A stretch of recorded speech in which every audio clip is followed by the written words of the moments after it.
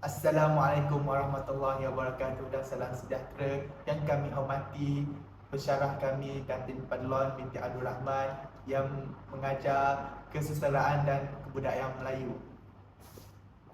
Jadi hari ini kami akan membentangkan kritikan sastra terhadap buku keluaran Dewan Bahasa dan Pustaka.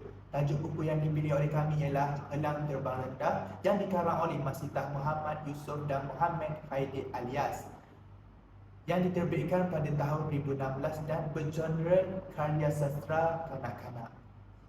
Ahli kumpulan kami terdiri daripada 3 orang, iaitu saya Izul Haziq Syahmi bin Hussein, Saya Rehana Mardia binti Rozani. Saya Indra Aida Najwa binti Mahadi. Seterusnya, saya akan bacakan sinopsis cerita Helang Terbang Rendah.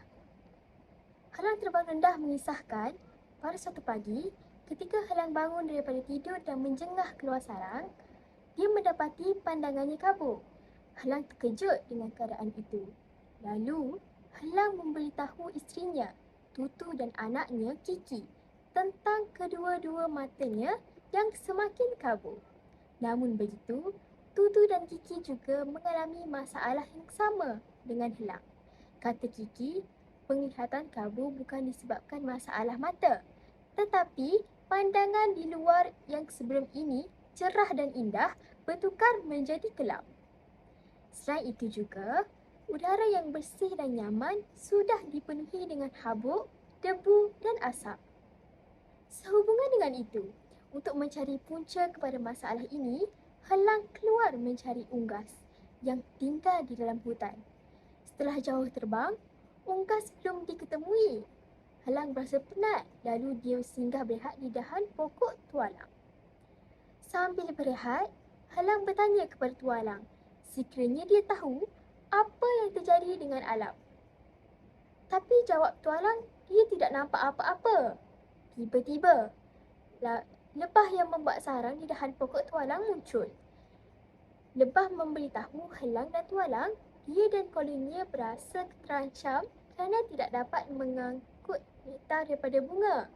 Hal ini dikatakan demikian kerana keadaan persekitaran yang penuh dengan asap membuatkan dia sukar bernafas. Selain itu juga, lebah memberitahu bahawa kebanyakan bunga sudah layu, kering dan mati. Setelah mendengar luahan lebah, Helang meneruskan misinya lagi, walaupun dalam suasana alam yang kabut. Namun begitu, apabila memikirkan janjinya kepada Tutu, Kiki, tualang dan lebah, dia gagahkan juga. Ketika dia muncul terbang ke arah permukaan bumi, dia berasa bahang. Lama kelamaan badannya panas. Dia melihat banyak asap di kawasan itu. Apabila berjaya keluar dari kawasan itu, dia sedar bahawa dia telah melalui kawasan hutan yang sedang terbakar. Dia melihat banyak manusia yang berpakaian merah sedang memegang paip air untuk memadamkan api. Kemudian, dia terbang tinggi. Dia terbang lebih tinggi daripada tadi. Tujuannya untuk mengelak daripada bahang kepanasan. Setelah agak lama terbang, dia melalui kawasan ladang kelapa sawit. Tiba-tiba, dia terhidu bau asap sekali lagi. Dia melihat asap tersebut keluar daripada corong bangunan yang ada di kawasan ladang tersebut. Ketulan asap yang berwarna kelabu kehitaman itu menyebabkan hidungnya tersumbat dan tekaknya berasa perih. Lalu, dia berlari dari kawasan itu tanpa mengetahui apakah bangunan itu. Setelah itu, dia terbang melalui kawasan kampung. Dia melihat segelintir manusia sedang melakukan pembakaran secara terbuka. Kemudian, dia melintasi kawasan sekolah pula. Dilihatnya, kebanyakan murid memakai penutup hidung dan mulut semasa berada di luar kawasan bilik darjah. Pelbagai persoalan bermain dalam fikiran Helang. Disebabkan hari makin senja, dia mengambil keputusan untuk pulang dan berjumpa dengan tualang dan lebah untuk menceritakan apa yang dilihatnya ini. Baiklah, sebelum kami mengkritik dengan lebih lanjut, saya akan menerangkan terlebih dahulu tentang definisi kritikan. Perkataan kritik berasal daripada perkataan Yunani kuno iaitu krites yang membawa maksud hakim. Maka, kritikan merupakan usaha menghakim, memutuskan nilai baik atau buruknya sebuah karya sastera. Seterusnya, menurut Kamus Dewan edisi keempat pula, definisi kritik ialah analisis, penilaian dan ulasan terhadap sesuatu. Selain itu, perkataan kritik juga bermaksud ulasan atau kata-kata tentang keburukan seseorang atau suatu kecaman. Akar kata kritis dikembangkan kepada frasa nama kriterion atau disebut kriteria yang bermaksud penghakiman. Kritikos merupakan gelaran kepada seseorang yang membuat kritikan di mana ia kini ditulis sebagai kritikus. Dalam bahasa Latin, perkataan kritik bermaksud orang atau individu yang mentafsir dan menilai hasil karya sastera. Seterusnya, terdapat perkataan lain yang mempunyai persamaan makna iaitu grammaticus dan specialist. Baiklah, menurut Wong Seng Tiong, segala tulisan tentang sastera seni didefinisikan sebagai makalah ringan yang menggambarkan bermacam-macam fikiran dan perasaan terhadap seni sastera. Seterusnya, menurut Ungku Maimunah pula, setiap kesan yang diterima oleh pembacaan dan penerbitan termasuk perkembangan sastera melalui tulisan tentang sastera merupakan kritikan sastera. Menurut Mana Stikiana, fungsi kritikan bukan sahaja sebagai alat untuk mengenal serta memahami penulis, zaman dan juga kesusasteraan nasional secara menyeluruh, malahan alat untuk menilai karya seseorang individu. Menurut Hashim Awang pula, kritikan sastera merupakan satu usaha menilai karya sastera dan mempertimbangkan secara sistematik dan jujur. Kritikan sastera merupakan cabang ilmu yang mempunyai fungsi-fungsinya yang tersendiri.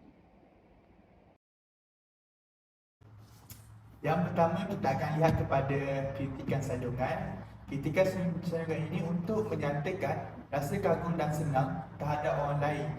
Tujuannya ialah untuk memuji karya dan pengarangnya yang berupaya menghasilkan pemikiran yang benar serta mampu menampilkan elemen karya yang menarik.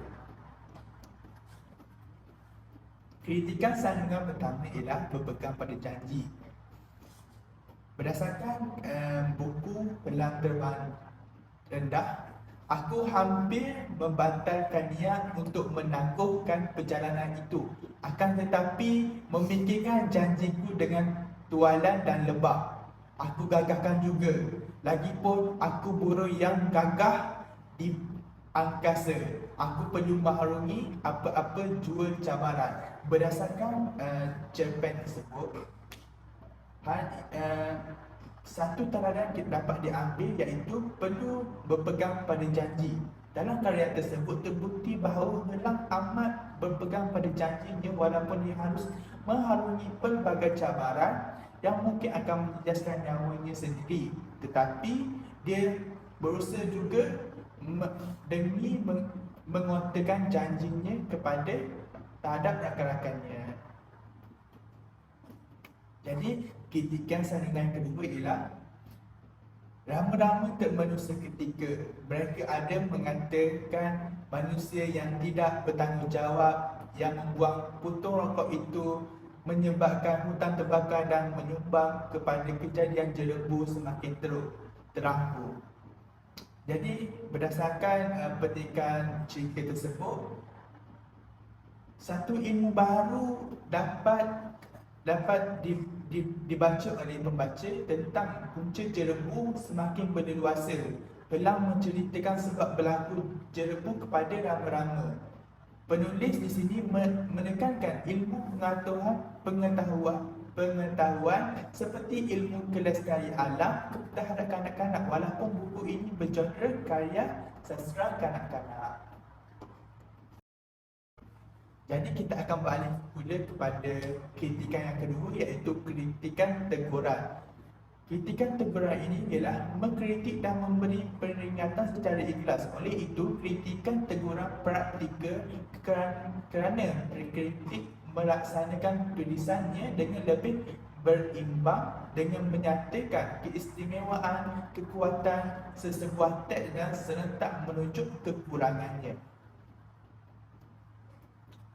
Jadi, contoh yang pertama ialah tumbuh-tumbuhan pula tersenyum riang dengan adanya cahaya matahari, air dan klorofil kerana dapat membuat makanan dengan secukupnya. Badanku juga akan berasa segar dan nyaman. Udara pagi sangat bersih dengan suasananya yang mendamaikan, tenang dan hening. Jadi, berdasarkan teks tersebut, penggunaan bahasa yang menarik yang digunakan oleh penulisnya. Namun begitu, terdapat beberapa perkataan dalam karya ini adalah sedikit tinggi dan agak tidak sesuai untuk bacaan kanak-kanak. Jadi kita akan balik kepada kritikan saranan. Kritikan saranan ini ialah kritikan yang menganjurkan sesuatu untuk memperbaiki kekurangannya serta memantapkan unsur-unsur yang membina dalam karya. Kritikan saranan ini juga bersifat memberi alternatif untuk membaiki kekurangan dan mengalihkan nilai positif dan amat signifikan kepada khalayak pembaca, pengarang dan penkritik sendiri. Jadi kita lihat contoh yang pertama ialah, mengapa engkau kata begitu, tanya lebah pula. Bukankah kita sedang berbincang tentang fenomena jerebu yang sedang berlaku sekarang? Tadi, Helang menyatakan punca jerebu daripada asap yang diterbangkan oleh angin akibat pembakaran terbuka di negara jiran kita.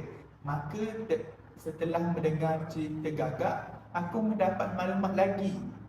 Selain asap daripada pembakaran terbuka, jerebu juga berpunca daripada pelepasan asap yang berlaku di negara kita. Jawab tupai lagi. Punca jerebu yang disebabkan oleh pembakaran terbuka dari negara jiran telah diterangkan oleh Helang tadi. Namun bagaimana pula punca jerebu daripada pelepasan asap daripada kenderaan bermotor seperti yang gagak katakan tadi? Tanya lebah pula. Pertambahan kenderaan bermotor di jalan raya menjadi penyumbang keadaan jerebu yang lebih buruk. Apabila terdapat pertambahan kenderaan bermotor dengan kadar yang amat cepat, maka sudah pasti pembebasan gas beracun berlaku. Jadi berdasarkan teks yang saya bacakan tadi, penulis menggunakan ayat yang panjang dan membuatkan pembaca terutamanya golongan kanak-kanak sukar untuk memahami teks tersebut. Seharusnya penulis hanya menggunakan ayat-ayat yang ringkas dan mudah untuk difahami oleh kanak-kanak. Seterusnya, kita beralih kepada kritikan penganalisisan. Kritikan penganalisisan merupakan kritikan bersifat penyelidikan untuk mengetahui keadaan yang sebenarnya, termasuk menentukan kedudukan, prestasi atau pencapaian sesebuah karya sastra. Pengkaji melakukan penelitian dengan menghurai dan analisis karya tersebut. Dalam analisis tersebut, pengarang membuat huraian rinci terhadap bahasa, permulaan dan perakhiran cerita, motif, citra, watak, pemikiran, perlembagaan, nilai, sudut pandangan, aliran dan ideologi dalam karya berkaitan. Menurut Azman 2020, kritikan ini bersifat penyelidikan untuk mengetahui keadaan yang sebenarnya, termasuk menentukan kedudukan prestasi atau pencapaian sesebuah karya sastera.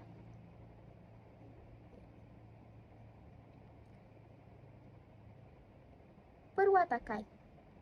Contoh teks yang terdapat dalam cerita Helang Terbang Rendah.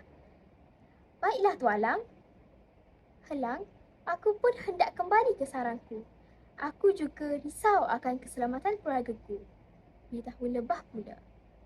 Penulis menunjukkan bahawa perwatakan si Helang adalah sangat baik dan prihatin. Dia amat prihatin akan keselamatan keluarganya dan ingin cepat pulang untuk memastikan keluarganya tetap selamat dalam cuaca yang sungguh membahayakan itu. Yang kedua, perwatakan. Wahai isteriku, Tutu dan anakku, Kiki, cuba lihat keluar. Apakah yang kamu berdua nampak? Tutu dan Kiki menghampiriku. Kiki berkata, tidak nampak apa-apalah, ayah. Mengapakah suasana di luar kelihatan seperti hendak malam? Sedangkan hari sudah pagi. Betul tak ibu? Dalam buku cerita Helang Terbang Rendah, terdapat 4 watak sampingan yang menjadikan cerita ini mencapai prestasi yang baik. Watak sampingan tersebut ialah Tutu, Kiki, ayah dan ibu. Yang ketiga, konteks. Daripada apa yang aku tahu, asap dan partikel yang mengelilingi habuk dan debu yang banyak berterbangan di ruang udara dipanggil jerebu. Salah satu punca jerebu ialah asap daripada pembakaran terbuka, seperti kebakaran hutan yang kau lihat tadi, dan asap daripada kilang dan kenderaan. Semuanya seperti mana yang engkau ceritakan. Terang rama-rama. Selain itu, terdapat juga dialog rama-rama di dalam cerita ini untuk membuatkan kanak-kanak lebih tertarik dan mula berimajinasi tentang situasi cerita pendek yang direka oleh penulis tersebut. Penggunaan tulisan yang besar memudahkan kanak-kanak untuk membaca dengan lebih jelas dan senang. Seterusnya, tema.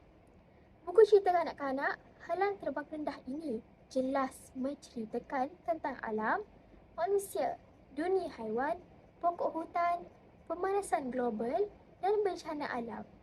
Alam adalah bahagian yang paling hampir dengan manusia.